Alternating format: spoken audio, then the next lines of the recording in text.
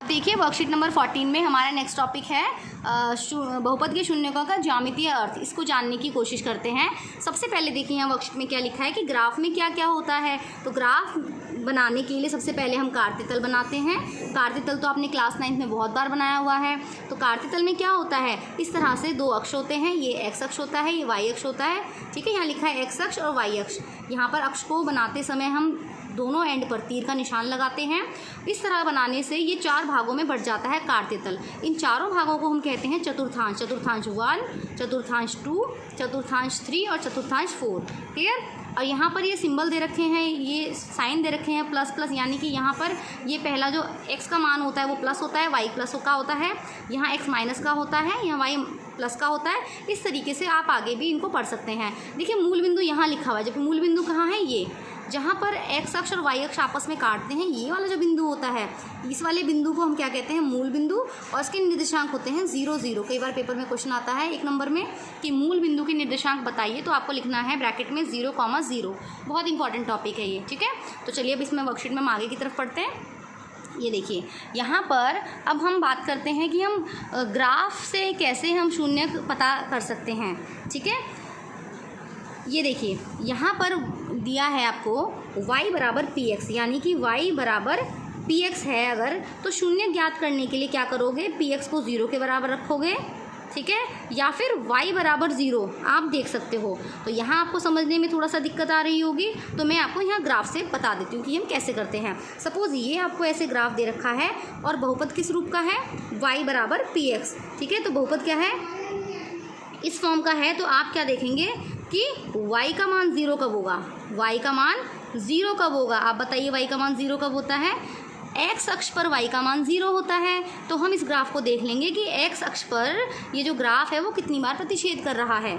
ठीक है, y का मान हमें 0 देखना है, तो यानी x अक्ष पर क्या होता है, y का मान 0 होता है। तो हम सिंपली देख लेंगे कि जो ग्राफ है वो x अक्ष को कितनी जगह प्रतिच्छेद कर रहा है, क्योंकि जहाँ पर भी ये ग्राफ x अक्ष को काट रहा है यानी टच कर रहा है, तो वहाँ पर y का मान 0 हो रहा है। यहाँ y 0 है, यहाँ y 0 है, यहाँ y 0 है, यहाँ y 0। ठीक है, इस तरह से।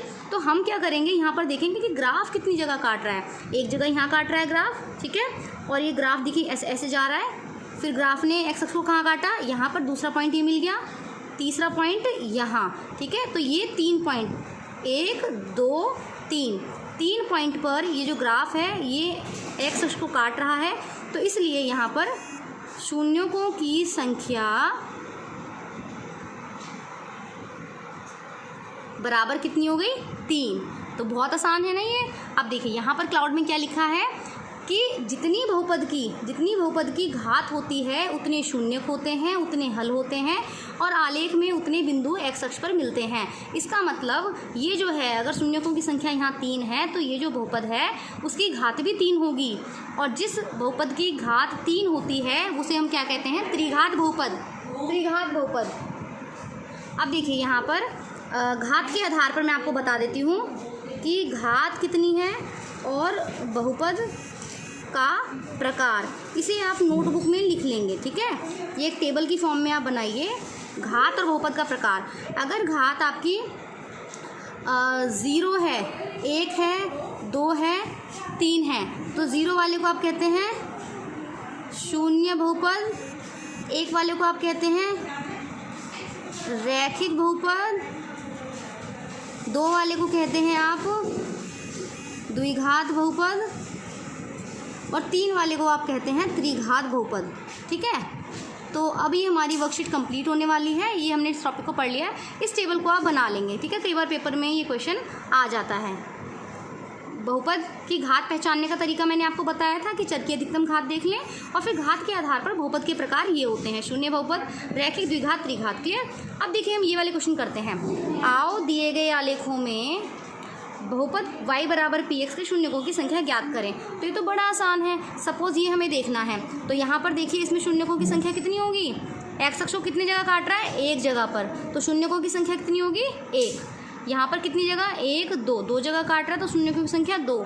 यहाँ 1 जगह, शून्यकों की संख्या 1 और 2, तो यहाँ पर शून्यकों की संख्या कितनी होगी, 2। और आपको यहाँ इस तरह से लिखना है, ग्राफ में आपको लिखना है कि शून्यकों की संख्या बराबर 1। ठीक है, इस तरह से लिखना है, डायरेक्ट ऐसे नहीं कि आप पिक्चर में 2 लिख दिया 1, इस तरह से नहीं बेटा, शून्यों की संख्या बराबर 1। ठीक है, तो इस तरह से आपको लिखना है। और ये आपकी वर्कशीट कंप्लीट हो गई है। आप यहाँ पर एक लाइन ये भी ऐड कर सकते हैं, क्योंकि दिया गया ग्राफ एक्स अक्ष को एक स्थान पर काट रहा है, इसलिए शून्यकों की संख्या बराबर 1। तो आई होप ये कंसेप्ट आपको अच्छे से क्लियर हो गया होगा। इस तरह के और क्वेश्चन आपको प्रैक्टिस के लिए दिए जाएंगे, ठीक है, जो आपको स्वयं करने हैं।